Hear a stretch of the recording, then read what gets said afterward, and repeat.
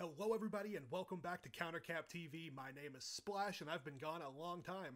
So let's not waste any more time and get right into it. The return video will be the top 5 players in the CWL right now. Coming in at number 5, we've got Brack. A newcomer to the CWL this year, Brack has been on fire since dominating the Pro League qualifiers with Midnight Esports. While roster shuffling has plagued the entire season for him, London was even more proof that he has superstar potential and is undeniably one of the best in the game. Now, if this denial roster really is calling it quits, well, I guess we'll have to see what the future holds for Brack. Boasting the number 6 overall KD at London with a 1.22, he had the number 3 S&D KD, which at a 1.62, and the number 5 Control KD with a 1.25, both of those being the number 1 for the flex position. If those numbers don't sell you, he was also top 20 in the hardpoint KDs. Got the job done. Are we going to get to see the play? Is this it here? Man, that was close. I think he killed 3 that round alone. We talked about search and destroy. No, he's killed 4. Brack's an animal. That was almost an ace. My goodness, but it was this. It was the back, the left, the right. Because he completely ran out of ammo after this kill. He runs forward. He missed! Oh man, he's so lucky that Zero had taken damage. Exactly. That would have been Moving on to number 4, we've got Octane. 100T, once looked at as one of the weakest teams in the CWL, have now taken it full circle by winning London, and Octane is a huge part of that. Notoriously struggling in S&D, his respawn numbers leave no question as to how they got it done. Now, if the team as a whole can tighten up their search and destroy, this could be a monster year for 100 Thieves, and I'd expect to see them continue to win. Octane had the number 4 overall KD at London with a 1.27 overall. He was number 3 in both hardpoint and control KDs, and was also the number 1 AR in both of those categories. Take it down. But the trades, they're coming through. Kenny though with the headshot, they're in the hardpoint. Just 2 more points needed. There's no contest.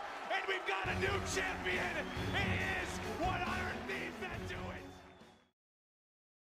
At number 3, Timp. Coming off a season that didn't play out the way that really anyone expected for him, Timp has broken out in a major way so far in Black Ops 4.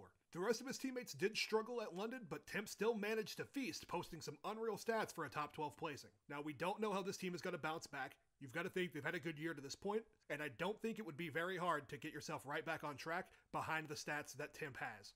Number 5 overall in KD at the event, he had a 1.24 and the number 1 kill count in S&D, number 1 in kills per control, and number 2 in kills per hardpoint. Second tick is getting close to me through. You only got 4 plays left. The kills both their way. They're almost got the 3rd tick.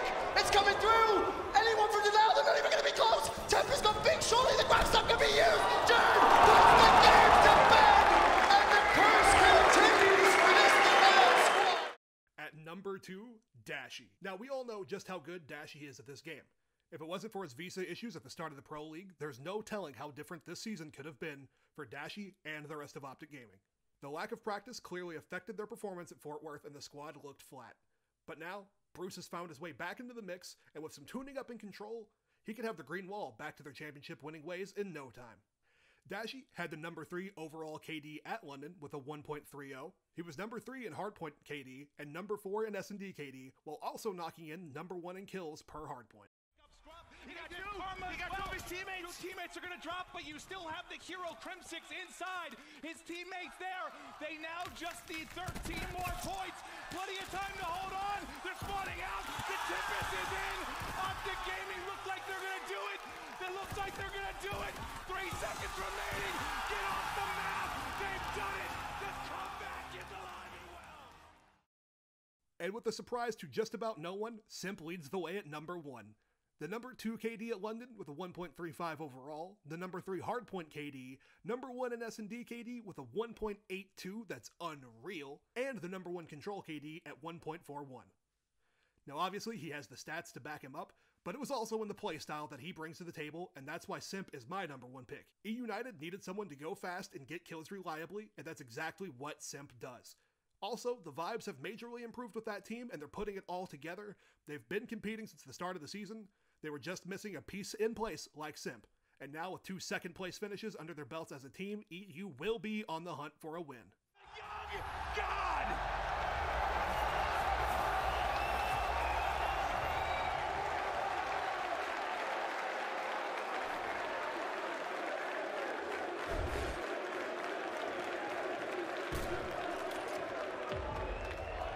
Woo! Look at that shot, Joey! My God! And another round where a player gets 3. United